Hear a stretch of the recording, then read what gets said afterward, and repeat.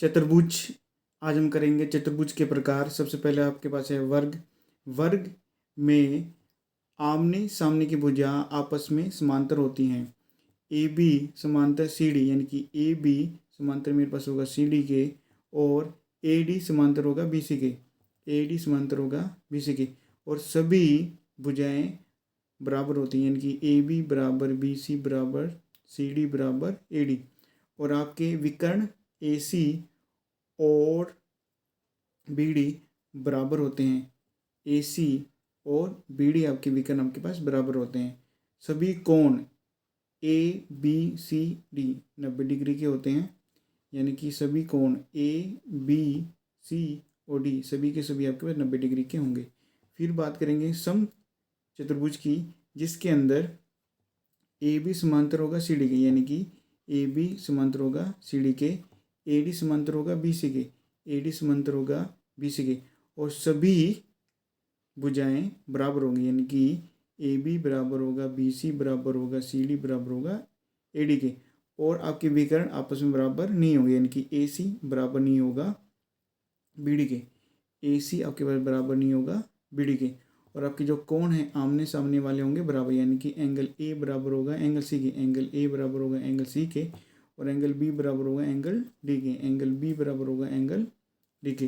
फिर आते हैं आयत के ऊपर, जिसके अंदर ए बी समांतर होगा सी डी के, यानी कि ए बी मेरे पास समांतर होगा सी डी के, और ए डी समांतर होगा बी सी के, ए डी समांतर होगा बी सी के, और आमने सामने वाली भुजाएं आपके पास होंगी बराबर, यानी कि ए बी बराबर होगा सी डी के, और ए डी बराबर होगा बी सी की, ए डी बराबर होगा बी सी की।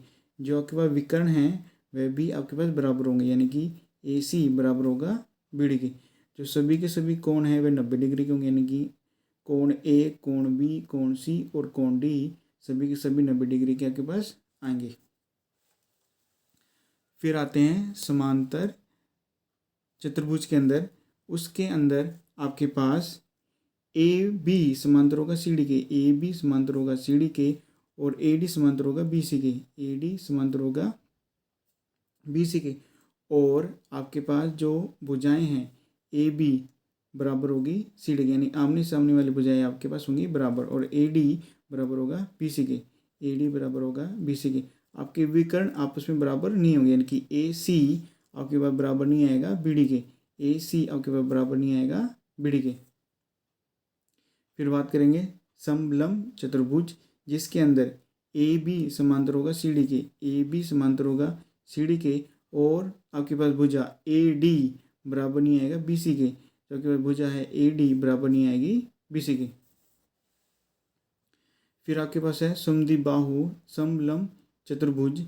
उसके अंदर आपके पास ए बी समांतर होगा सी डी के, ए बी समांतर होगा सी डी के, और आपकी भुजा ए डी बराबर आएगी बी सी के, ए डी बराबर आ जाएगी बी सी के।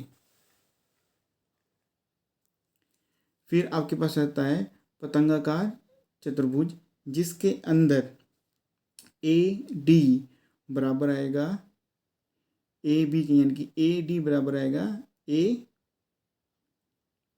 बी के, ए बी बराबर होगा ए डी के, और बी सी बराबर होगा सी डी के, बी सी बराबर होगा सी डी के, और आपके पास जो कोण है एंगल बी बराबर होगा एंगल डी के, एंगल बी आपके पास बराबर होगा एंगल डी के।